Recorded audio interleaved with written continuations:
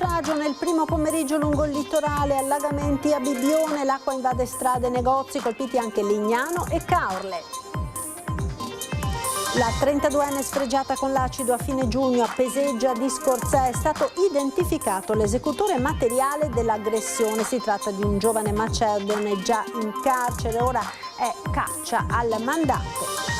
Perseguitava l'ex compagna dal 2022, nonostante il divieto di avvicinamento dal 2024 aveva ricominciato con le minacce di morte rivolte anche alla figlia della donna in carcere, un 36enne di origine straniera. Riscopriamo il senso di comunità, anche così si potranno aiutare le donne vittime di abusi, sono le parole del parroco di Camponogara, Don Alberto Peronna, che sabato pomeriggio celebrerà il funerale di Tania Terrina. Giornata da incubo lungo l'autostrada 4, nel pomeriggio scontro mortale tra un furgone ed un tiracessalto, in mattinata tratto chiuso per il ribaltamento di un'autocisterna carica di sostanza tossica. Si riaccende il dibattito sulla moschea di Via Giustizia a Mestre, il sindaco Venturini è chiaro, i tempi non sono maturi, la comunità bengalese deve ancora fare passi avanti per integrarsi. Recupera un gattino nello spartitraffico tra le due carreggiate della A4, salvandolo da un destino ormai segnato, e decide di adottarlo. Michele Caposquadra degli ausiliari di CAB festeggia così la pensione. Buonasera e ben ritrovati con l'edizione di Venezia dei nostri telegiornali. Dunque in primo piano, l'avete sentito, il maltempo che si è abbattuto improvviso nel pomeriggio di oggi sul litorale con una bomba d'acqua che ha allagato soprattutto la zona del litorale veneziano, in particolare Bibbione. Ci colleghiamo quindi in diretta proprio con Bibbione, dove c'è per noi Filippo Fois. A te Filippo. Buonasera Marta, buonasera ai telespettatori di Antena 3. Prendiamo la linea da Viale Aurora, che è una delle vie più importanti di Bibbione, come vedete piena di turisti, e vedete un'atmosfera straordinariamente normale rispetto alla notizia che vi abbiamo dato, ma forse proprio questo è quello che colpisce di più di questi eventi atmosferici, cioè il fatto che si scatenino con una rapidità straordinaria, provochino danni e poi si ritirino. Per esempio qui in questa strada sono piovuti più o meno, è stato calcolato, circa 40 mm in 30 minuti. Il dramma però qui si è verificato dal fatto che dai tombini e a volte anche dalle fessure dei negozi usciva dell'acqua, c'è stata chiaramente una mobilitazione generale, tutti si sono messi a cercare di salvare la merce che si trovava più in basso. Noi adesso entriamo anche in una di queste attività commerciali che, come vedete, è un negozio di vestiario, e raggiungiamo la titolare. Buonasera. Buonasera, eccoci. Senta, cosa è successo oggi alle 2? È che, come già di consueto, è arrivata l'acqua e ci siamo trovati i negozi allagati. Lei è stata fortunata perché fatalità era qua dentro. Io ero qui dentro il negozio che sistemavo e fortunatamente sono riuscita a chiudere tutto in tempo e a mettere gli asciugamani e a chiudere la parte dove entrava l'acqua. Non è la prima volta che capita a Bibbione? No. Non è la prima volta, è successo l'anno scorso ancora peggio perché è successo alle 6 di mattino, quindi nessuno era in negozio. Oggi fortunatamente ero qui, è andata bene. Diciamo, se fosse capitato di notte quando nessuno è presente, i danni ci sarebbero stati di più. Certamente, sicuramente, anche perché di notte nessuno è in negozio, quindi tempo di arrivare, ti ritrovi l'acqua, invece che trovarti a un metro dalla porta, te la ritrovi fino in magazzino. Grazie. Buona serata.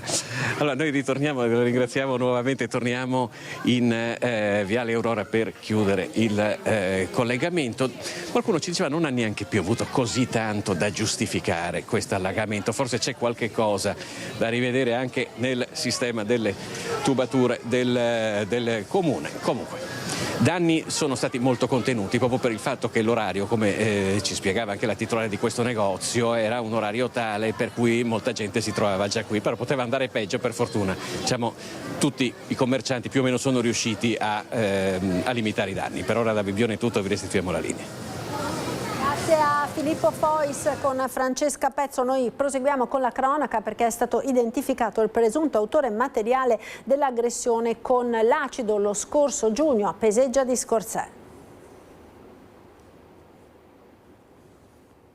È un 22enne di origine macedone, il presunto autore materiale dell'aggressione con l'acido avvenuta la sera dello scorso 26 giugno a Peseggia di Scorzè, poco dopo le 21 contro la 32enne residente a Mestre che era andata a trovare i suoi genitori. Secondo la ricostruzione dei carabinieri sarebbe stato proprio lui a rovesciarle addosso la sostanza corrosiva contenuta in una bottiglietta di plastica poi abbandonata poco distante, provocandole gravi ustioni in parte del viso, del torace e del braccio. Bisogna fare un grandissimo ringraziamento alla Procura, al Pubblico Ministero che ha seguito questo caso, al Comando Provinciale dei Carabinieri e alla caserma dei Carabinieri di Scorzè e al suo comandante per il grandissimo lavoro fatto fuori dai riflettori, senza dichiarazioni, senza protagonismi, con la voglia solo di assicurare alla giustizia chi ha commesso un delitto così abominevole. Il giovane era stato portato in carcere già il giorno successivo all'aggressione, il 27 giugno, dopo un controllo alla stazione di Venezia Santa Lucia,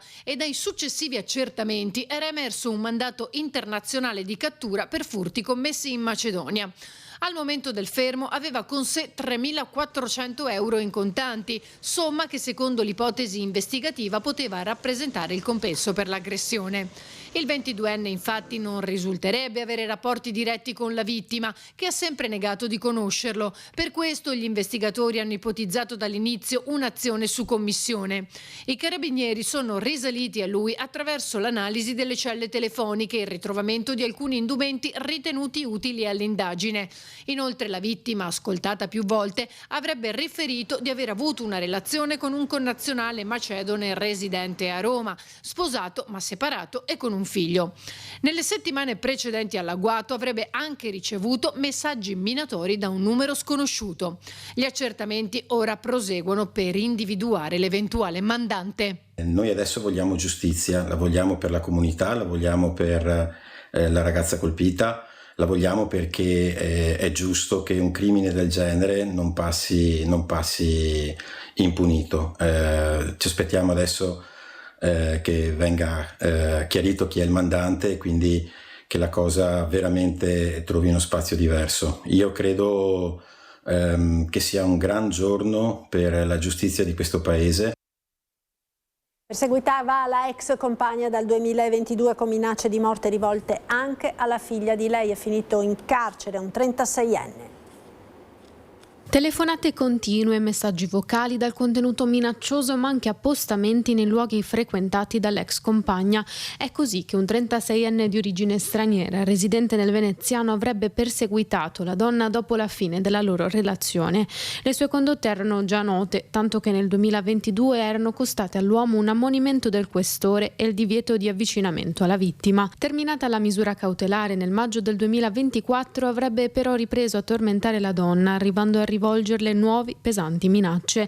Gli episodi sarebbero culminati in minacce di morte indirizzate non solo alla donna ma anche alla figlia. La vittima ha presentato così querela nel corso dello scorso luglio, consentendo ai carabinieri di San Donà di Piave di ricostruire rapidamente la vicenda e raccogliere un grave quadro indiziario. Su delega della Procura di Venezia, il 18 agosto i militari hanno quindi eseguito l'ordinanza di custodia cautelare in carcere emessa dal GIP con l'accusa di atti persecutori aggravati. Il 36enne è stato portato così nella casa circondariale di Santa Maria Maggiore a Venezia. Riscopriamo il senso di comunità, anche così si potranno aiutare le vittime di abusi, lo pensa il parroco di Camponogara che celebrerà sabato il funerale di Tania Terrin. Ho sentito la mamma a telefono ieri, avevo dato la mia disponibilità ad ascoltarla, ad incontrarla se avesse voluto. Lei è stata ben disponibile e ha chiesto di celebrare il funerale qui a Camponogara. Sarà Don Alberto Perona a ufficiare la cerimonia funebre sabato pomeriggio alle 15:30 di Tania Terrin, la 39enne uccisa dall'ex fidanzato Dino Keber la sera di Ferragosto nella sua abitazione a Camponogara. Attese centinaia di persone, oltre a molti rappresentanti istituzionali. Una comunità, spiega Don Alberto, che reagisce stando unita. In questo contesto di sagra e oggi anche di fiera sembra un po' stridere con il funerale, però credo che poiché dobbiamo sempre imparare a far nascere il bene anche dal male, questa attività ludica ma anche ricreativa credo sia la risposta migliore alla violenza, alla solitudine, al senso anche di incomprensione che tutti prende. Questo credo dirò nell'omelia del funerale. Riscopriamo il senso di comunità che talvolta abbiamo un po' perduto, in quei piccoli gesti semplici di incontro, di ascolto reciproco, di amicizie vere, come abbiamo anche ripetuto giovedì scorso in piazza quando abbiamo fatto rumore per Tania. Un momento in cui è stata evidenziata spesso l'importanza di esserci e di non voltarsi dall'altra parte. Tante volte è stata detta la parola rete e credo sia questa la risposta più bella. Fare rete sicuramente in dibattiti, in incontri inesperti, ma anche e soprattutto con le persone semplici che sanno offrire e donare qualcosa di sé per il bene più grande della comunità intera. Giornata da incubo quella di oggi sull'autostrada 4, questa mattina con la cisterna, con l'incidente che ha coinvolto una cisterna carica di fenolo che ha visto la chiusura della 4 in entrambe le carreggiate, poi nel pomeriggio la tragedia con un tamponamento mortale tra un furgone ed un camion. L'incidente si è verificato alle 5:15 nel tratto tra Cessalto e San Stino di Livenza in direzione Trieste. Secondo una prima ricostruzione ancora al vaglio della stradale, il conducente di un furgone non si è accorto della coda causata ancora dall'incidente di questa mattina. Ha percorso diverse centinaia di metri prima di schiantarsi contro un'auto articolato, ultimo mezzo della coda che aveva davanti. Per il conducente del furgone non c'è stato nulla da fare, è morto sul colpo. Sul posto stanno operando i vigili del fuoco, il personale del 118 e di Autostrade Alto Adriatico. Nel frattempo si sono concluse proprio poco fa le operazioni di rimozione della cisterna incidentata questa mattina. Vediamo il servizio. Un'autocisterna che trasportava fenolo, sostanza tossica e corrosiva, si è ribaltata sull'autostrada A4 all'altezza di Portogruaro in direzione Trieste. Illeso l'autista del mezzo. A seguito dell'incidente il tratto di autostrada è stato chiuso al traffico per tutta la giornata. Sul posto, oltre ai vigili del fuoco di Portogruaro e Motta di Livenza, anche gli specialisti del nucleo biologico chimico radiologico regionale per il pericolo di diffusione di sostanze chimiche.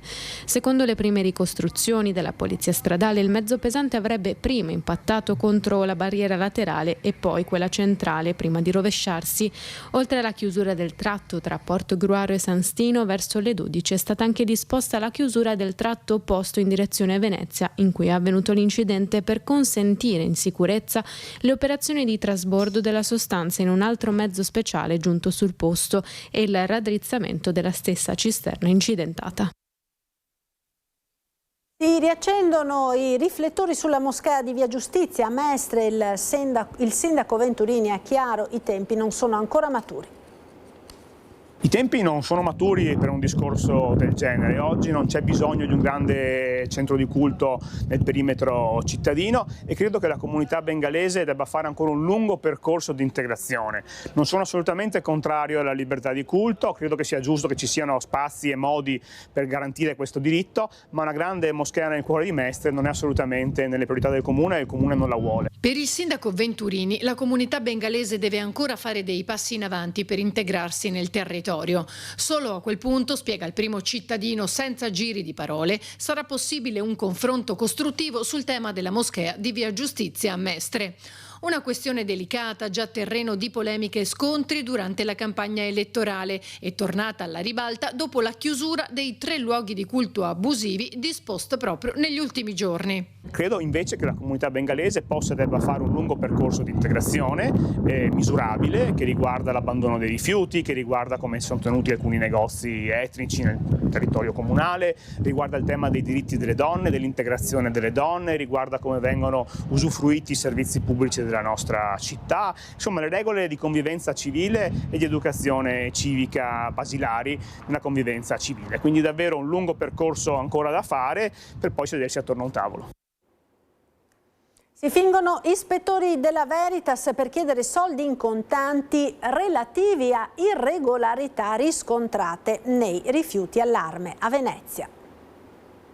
Suonano i campanelli delle case sostenendo di essere ispettori ambientali di Veritas. Dicono di aver riscontrato irregolarità nel conferimento dei rifiuti o nella differenziata e chiedono il pagamento immediato di una multa di 300 euro, altrimenti la somma è destinata a salire. Allarme a Venezia per la truffa del finto ispettore ambientale. Con una nota Veritas fa sapere che nessuno degli ispettori pubblici ufficiali incaricati di vigilare sul rispetto delle norme è autorizzato a chiedere soldi. Le contravvenzioni, infatti, fa sapere la società, che invita i cittadini a prestare attenzione, sono sempre notificate dal comune e il pagamento deve essere effettuato esclusivamente tramite bollettino postale allegato alla notifica o attraverso PagoPA. Recuperai un gattino di poche settimane nello spartitraffico tra le due carreggiate della A4 salvandolo e decide di adottarlo. Michele Caposquadra degli ausiliari della viabilità di concessioni autostradali venete festeggia così la pensione che raggiungerà tra pochi giorni dopo una lunga carriera in autostrada. Questo è uno dei suoi ultimi servizi, intervenendo dopo la chiamata di alcuni tecnici che stavano effettuando dei lavori sul passante di Mestre per la presenza del micio probabilmente abbandonato e rimasto intrappolato. Cercava di risalire per attraversare pericolosamente la carreggiata. Così i tecnici hanno subito avvisato il centro operativo ed è arrivato Michele. Questa, ha detto, è stata senza dubbio una delle giornate più belle, proprio in uno degli ultimi servizi, quasi il segnale di una vita che continua anche voltando pagina. Ed era questa l'ultima notizia da Venezia per questa sera. Io vi ringrazio per essere stati con noi, vi lascio come sempre al meteo subito dopo la sigla. Buon proseguimento.